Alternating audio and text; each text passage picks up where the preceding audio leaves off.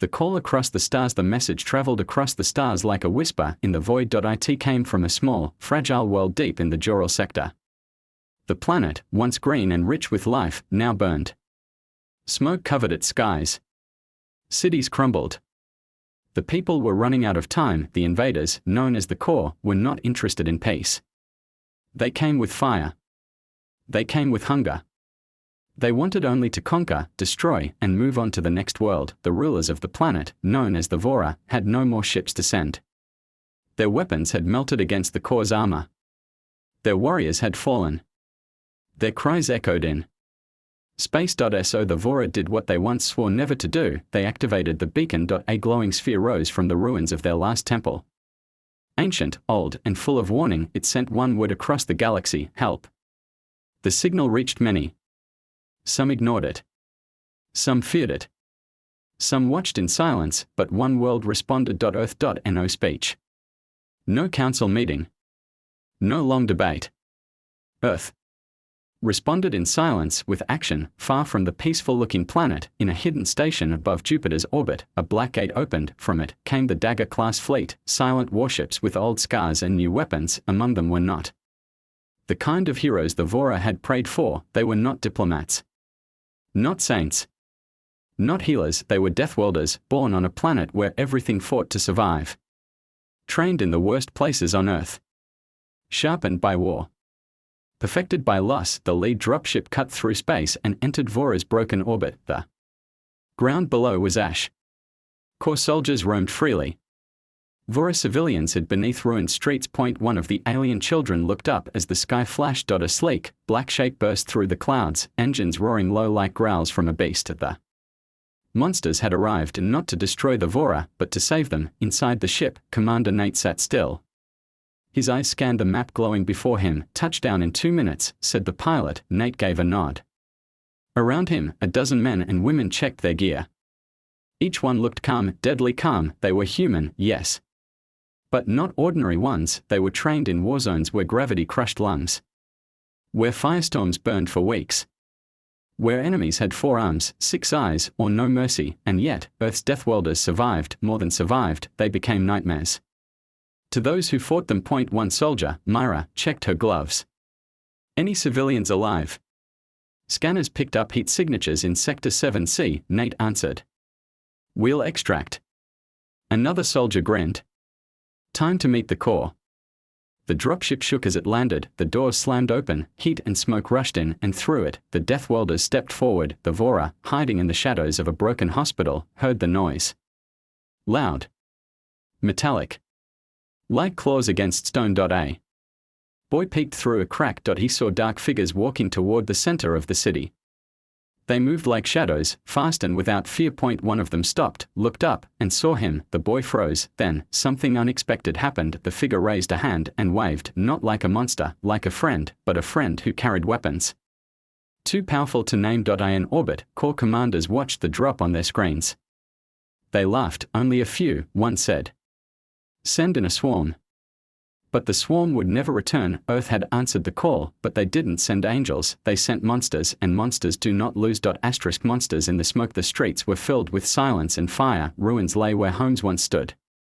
Core drones buzzed overhead, scanning for survivors. The Vora were too afraid to move.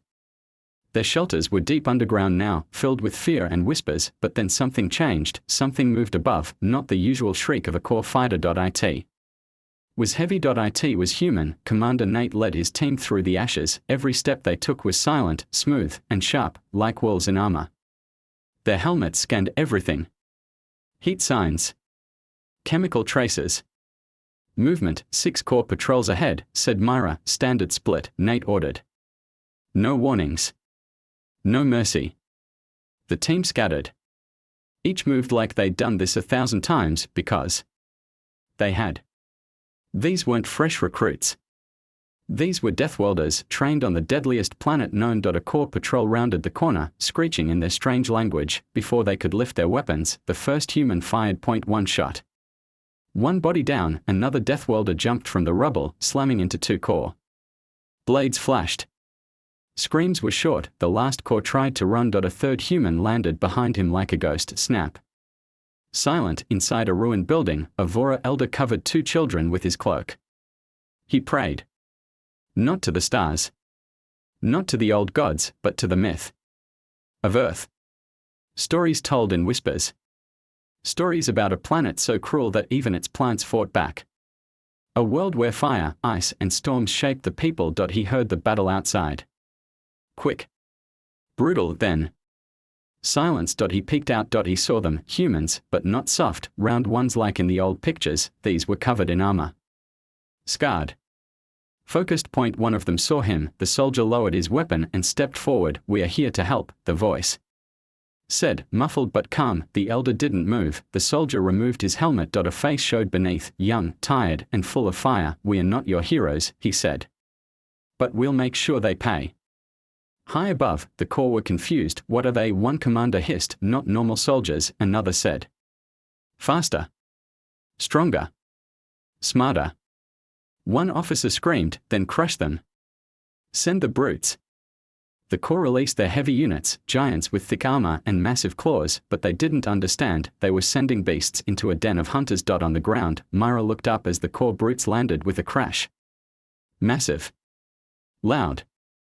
Covered in spikes. Big, she muttered. I like big. One charged at her, roaring. She dodged. Too fast, she slid beneath it and fired upward. The creature howled. Another brute reached for Nate. He grabbed a shock blade and spun, cutting through thick muscle. Don't let them group, he ordered. 3 more humans flanked the others. Guns, blades, fists. The Deathworlders moved like a single thought, and the brutes fell. By the time the smoke cleared, the corps had lost half their patrols in the city. The Vora watched from windows and cracks. For the first time in years, they saw someone fighting the corps and winning, not with shields, not with speeches, but with cold fire in their eyes. One Vora child asked, are they really monsters? Her mother looked at the soldiers below. No, she said. They are what? Monsters fear. In orbit, Earth's command ship received the first data feed from the ground. A woman stood before the display, gray eyes. Short hair. General, she watched the battle reports without blinking. How's the team? Not even scratched. Good, she said, then, turning to her aide, send the next wave. Time to show the galaxy what Earth really is. The Vora had called for saviors, but Earth sent something else. Not gentle hands, not peaceful talks. They sent survivors, they sent killers, they sent Deathworlders. The cost of mercy. The Corps' main outpost stood tall in the center of the broken city. It was built over a Vora temple, now twisted with metal and banners of conquest. Spikes lined its walls. Corps soldiers stood guard. Their commanders watched the battle from behind energy screens. They expected to win. After all, who could stand against them? But that belief was fading fast. Commander Nate and his team stood on a rooftop near the outpost. Smoke drifted around them. Below, enemy troops scrambled. Panic spread like fire. Still think they are laughing? Myra asked, peeking through a scope. Not anymore, Nate replied. Time for Phase 2. He lifted a hand. One signal. A low thump echoed across the city, then another. The sky flashed. Earth's second dropship slammed down near the Corps' stronghold. This one was larger, heavier, and from it came a machine not even the Corps had seen before. A walking tank. Black and silver. Armed with plasma drills and rail cannons. Controlled by 2 Deathworlders seated deep inside, the Vora hiding in nearby ruins gasped. To them, it looked like a beast of old legend, born from smoke and rage. It began to walk. Every step made the ground shake. Inside the outpost, a Corps commander screamed, crush it. Destroy the humans. Troops rushed forward. Drones buzzed into the air. Cannons fired. The walking tank didn't stop. Bullets bounced off its armor. One rail cannon fired once, just once, and a tower exploded. The humans behind it moved in tight formation. Perfectly timed. No fear. No mistakes, they pushed forward. Like a storm, the Vora elder from the hospital peeked outside again. He could not believe what he saw. Corps patrols were falling back. The stronghold was under siege, and the humans, they walked calmly through fire. He turned to the children beside him. Do you see the monsters the stars warned us about? They are on our side. One boy whispered, can we go outside now? The elder hesitated. Then nodded, yes. I think we can. Inside the core command room, panic took over. They sent their best units, they failed. They sent their heaviest weapons, still failed. The humans moved too fast. Too precise, and worse, they didn't celebrate. No laughter. No cheers. Only silence. And focus that terrified the core more than anything else. One alien officer asked, "Why are they here? Why risk so much for a world that isn't theirs?" None could answer, but the answer was simple. Earth didn't do it for power or gold or even politics. They did it because they knew what monsters looked like. They had fought their own. They had survived their OWN.SO when the Vora called for help. When they cried out for heroes, Earth didn't send masks. They sent the truth, and the truth was sharp and merciless. The walking tank reached the front gate of the core stronghold. A small charge was placed. Boom, the gates fell. Inside, screams echoed. Outside, humans moved in. Commander Nate led the way. Every room was cleared. Every hallway locked down. No prisoners. No time. After the final floor was taken, Nate entered the command chamber. One core commander sat there, wounded but alive. Shaking. "Why?" the creature whispered. "You came to kill," Nate said. "Now you meet the ones who don't run." The core opened his mouth to beg. Too late. Myra raised her rifle and ended it. Hours later, silence returned. The Vora stepped out of hiding. Children walked in open streets. Fires went out. For the first time in years, the city breathed, and high above, Earth's flag hovered silently in the sky, projected from a drone, floating like a silent warning to anyone watching. The monsters had come, but they weren't the enemy. They were Earth's reply to evil, and they did not ask for thanks. What the galaxy saw. The battle on Vora 9 was over. Smoke still rose from the ruins, but it no longer smelled of fear. Children peeked from shelters. Vora civilians stepped out into streets that had once been death traps. There were no more core patrols. No more loud sirens. Only quiet and the soft sound of cleanup. The Deathworlders were still there, helping. One soldier lifted rubble to free trapped survivors. Another shared food packs with hungry families. A third, who looked as dangerous as a storm, carefully carried a baby with broken legs to a med unit. The Vora watched with wide eyes. They had expected weapons. They had expected fury, but they hadn't expected kindness from monsters. Above the planet, Earth's command ship sent out one message to all nearby systems. A warning. A simple, clean signal. This world is now under Earth's protection. The message was not a boast. It was a promise. One that echoed in every corner of the region. News traveled fast in space, and other species listened. In the nearby Vulcan sector, diplomats watched recordings of the battle. They slowed the footage down, hoping to see mistakes, something to mock, something to fear less, but the Deathworlders had made no mistakes. The soldiers moved like ghosts. The walking tank destroyed everything in its path with perfect control, and not one civilian was harmed. The Vulcan ambassador sat back and muttered, "These humans. They didn't send peacekeepers. They sent war incarnate." On a trade ship far from the fight, a group of bounty hunters drank together. One held a tablet showing a human soldier ripping open a core brute with bare hands. The hunter leaned in. "I used to laugh at humans," he said. "Not anymore." They all nodded in silence, but not everyone was afraid. In the dark edges of the galaxy, others grew angry. The core leadership, hiding in deep space, watched the defeat with rage. "They made us look weak," one growled. "Then we'll strike back," said another. "We'll bring more ships. More warriors." But a third core spoke with quiet fear. "Did you see how they fought?" he asked. "They didn't fear death. They didn't even hate us." "Then what did they fight with?" the others asked. The core looked at the screen with purpose. He answered, "Back on Vora 9, Myra and her team walked through the wreckage of what was once the core command post." She stepped over the ruined banner. "Think they'll try again?" she asked. "Always," Nate said, checking his rifle. "Evil never sleeps." "Then we won't either." Outside the old hospital, the Vora elder stood with a young girl beside him. The girl held a small wooden carving, something her mother had made to bring comfort. She walked up to Myra and offered it with 2 hands. Myra looked at it, then at the girl. "What's this?" she asked gently. "Thank you," the girl whispered. "For not being monsters." Myra smiled for the first time in days. "We are monsters," she said softly. "But we choose what we fight for." That night, the Deathworlders set up a perimeter. They didn't rest like others. They trained. Patrolled. prepared because they knew peace never lasted, but while it did, they would guard it with all their fury. In Earth's command ship, the general received a new report. Other worlds, weak, quiet, almost forgotten, had begun sending signals. Not out of fear, but hope. Please. We need help. If you hear this, send Earth. The general looked out at the stars. We will, she said, then she turned to her officers, get the fleet ready. We are not done. The galaxy had prayed for heroes, but Earth had sent something far more dangerous. They had sent the children of a death world, not perfect, not gentle, but strong enough to fight darkness wherever it hid. Earth's silence was its warning. 2 weeks passed, the Vora began rebuilding slowly. Roads were cleared. Clean water returned. Children laughed again. And in the center of the city, a small flag with Earth's symbol stood tall.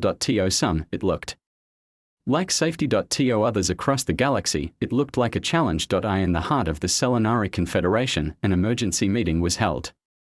The Selenari were powerful, cold, proud. They had kept their own people safe by staying neutral, never picking sides, never helping others, but now, Earth had moved, and not just moved, conquered with precision, then left peace behind. A Selenari elder slammed a claw on the table. This cannot continue. Humans will spread like fire. Another replied. They responded to a cry for help. Nothing more. A third said slowly. They did not respond as heroes. They responded like predators. The room fell silent. No one dared argue. Back on Vora 9. Nate met with the Vora Council in what remained of their old palace. The room had no roof, just broken pillars and wind. But it was a start. You've saved our people, one counselor said. Nate shook his head. We helped. You survived. The elder counselor looked at him with respect. Why does Earth do this? Why come at all? Nate's answer was simple, because we remember what it's like when no one comes. Elsewhere in space, the Corps regrouped. They had lost one battle. One planet, but they had thousands more. The Corps Lord stood before his generals. Earth has shown us its hand. They strike hard, fast, and without warning. What do we do? Asked a general. The Corps Lord bared his teeth. We make them bleed. Earth's listening stations picked up Corps activity across 3 sectors. The data reached Earth's central fleet within minutes. No panic. No speeches, just orders. The Black Guard was activated. This team made the Deathworlders look gentle. They were born in pressure zones, trained in gravity wells, raised in silence and violence. No media knew of them. No planet remembered their names. They didn't wear medals. They were the message. In a hidden room aboard Earth's flagship, the general met with one of the Black Guard leaders. His face was hidden. His voice cold. Coordinates confirmed. He asked. The general nodded. Yes. The Corps are massing near the Shera line. Any orders? He asked. She looked at the map. Then gave a single nod. None left standing. He stood, nodded once, and walked out without a word. On Vora 9. Myra sat on a rooftop with a Vora girl beside her. They watched the stars. Is Earth very far? The girl asked. Yes, Myra said. But close enough when it matters. Are you going home soon? Myra looked up at the stars. Maybe. But not yet. Why? Because others still need monsters. Nate received a report from the general. He read it quietly, then turned to his team. Orders are in. Corps fleet is moving. We are not staying here. The soldiers didn't complain. Didn't question. They stood up, geared up, and moved. The fight wasn't over. It never was. In the sky, Earth ships lifted silently. One after another, like black birds in formation. The Vora watched with mixed feelings, grateful, sad, and hopeful. A boy waved at the ships as they disappeared into the clouds. They saved us, he whispered. The elder beside him nodded. They saved us, and now they go save others. The galaxy had wanted saviors with gentle hands, but Earth's hands were rough. Scarred. Hardened, because Earth didn't just survive their death world, they became something else, something the stars had never seen before, something the stars could no longer ignore. The Second War begins. Space along the Shera line turned red. The Corps brought everything they had, warships big enough to eclipse moons, fighters in tight swarms, missiles that could crack shields in one strike. Their plan was simple: hit Earth's forces hard and fast, before the monsters could rise again. They wanted to erase the shame of their loss, but they forgot one thing: Earth was already waiting. Commander Nate and his team arrived on a dark, silent moon near the edge of the battle zone. They weren't there for defense, they were there for something far more dangerous. A hidden core relay station lay beneath the rocky surface, one that carried fleet orders across the sector. Taking it out wouldn't just hurt the K or it would blind them, stealth only, Nate whispered. The team nodded. No need to speak.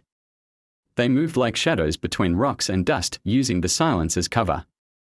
The stars above blinked calmly, unaware of what was about to unfold below. Inside the base, core officers barked orders. One noticed a slight drop in air pressure, too small to worry about. He died seconds later, a knife in his neck. No alarms. No warnings, just darkness and precision. Meanwhile, Earth's Black Guard entered the battle above. Their ships didn't use lights. Their engines didn't scream. They simply appeared, and then fire bloomed. One core cruiser exploded without warning, then another and another. The core fleet fell into confusion. Where are they? Shouted one core captain, but there was no answer, just railgun blasts from nowhere. Missiles from impossible angles. Silence, followed by destruction. In a control room far from the battle, a young officer watching the feed whispered, "They are not fighting like a fleet, they are fighting like a pack of predators." Back underground, Nate and his team reached the relay core. Myra placed a compact explosive at its base. 10 seconds, she said. The team backed out quickly. As they reached the tunnel's mouth, the charge went off. The shockwave echoed through the cavern. The relay core cracked. Sparks flew. Core orders across the region vanished into static. The core fleet began to fall apart. Above, Earth's flagship emerged from behind a gas giant. It had no name painted on its hull. It didn't need one. Everyone who saw it knew this was Earth's judgment, built not just for defense, built to end wars. Its first volley hit 5 targets at once. The second silenced the last core command ship. In minutes, the battle was over. The core had brought everything, and Earth had shattered it all. Elsewhere, in the great halls of the Galactic Council, leaders watched the footage in stunned silence. What are they? Someone whispered. They were supposed to be savages. Another said. No, said a quiet voice. They are sharpened tools. Made by fire. Directed by pain. A species that mastered death and decided to share that lesson. On a small station near the edge of council space, a group of young diplomats trained in emergency diplomacy. One of them, a tall figure with blue skin, asked a simple question: if Earth sends monsters, then what happens when those monsters choose not to stop? No one had an answer. On Earth, the general stood in silence before a large screen. She read new signals, calls from other broken worlds, from weak colonies, from planets living in fear. Each one said the same thing. Please send Earth. She gave no speech. She didn't need to. She only gave one command: next fleet. Ready for deployment. Because Earth wasn't conquering, they were cleaning the galaxy, and no monster hides forever. What monsters become the core home fleet never returned. Their leaders fell silent, their colonies darkened, and across the galaxy, a new kind of fear grew, not of Earth's strength, but of its certainty. Earth didn't bluff. Earth didn't pause. Earth didn't wait for permission. When cries for help echoed through the void, Earth responded. And what they sent was never what the galaxy expected. On Vora 9, flowers bloomed again for the first time in years. The streets were rebuilt, and laughter returned to the homes, but every child knew the stories now, stories of the day the sky opened and the monsters from Earth came, not to destroy, but to save. A statue stood in the center of the new plaza. It wasn't of a hero holding a sword. It was of a soldier kneeling beside a wounded Vora child, holding out water. No smile. No glory, just purpose. Commander Nate and his team stood at the edge of the loading ramp, preparing to depart. The Vora Council stood nearby. You never asked for payment, one elder said. You never claimed land. Why? Nate looked back, adjusting his gloves. We don't come to own, he said.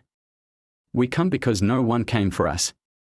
The Vora bowed, not out of fear, but respect. In the stars above, Earth's flagships moved on, quietly, but always prepared. The Deathworlders had earned a reputation now. One that could not be erased. They were not warriors of light, they were not guardians with kind eyes, they were fire, they were final. In a darkened hall within the Galactic Council, the argument raged on. Earth cannot be allowed to act alone. They are not taking territory. But they act without approval. They act when it matters. A voice finally cut through the shouting. It came from an old council member who had watched the feeds closely. Her voice was dry but clear. You do not control the storm. You either take shelter or be swept away. Silence followed. Elsewhere, a pirate fleet moved toward a weak colony. No defenses. Easy prey until a single black dot appeared on their long-range scanners. No name. No signal, just a Terran ship. The pirates turned around. They didn't need a fight. They had seen enough. On Earth, the general stood in a quiet garden behind the military command center. She looked up at the stars. Another message came in. Another world, on the edge of collapse, whispering the same word, help. She didn't flinch. Send recon, she said. Then the Deathworlders. Far from Earth, a small girl on Vora 9 sat with her grandfather. Are the monsters gone? She asked. The old Vora smiled. No, he said. They are watching. She looked scared for a moment. Will they come back? His smile grew. Yes. When they are needed. The galaxy wanted saviors. Earth gave them something better, something forged from pain, something that didn't pretend to be perfect, something that didn't ask for thanks. They sent the monsters who never stop, because in the cold silence of space, sometimes mercy isn't enough. Sometimes you need monsters who fight for the light.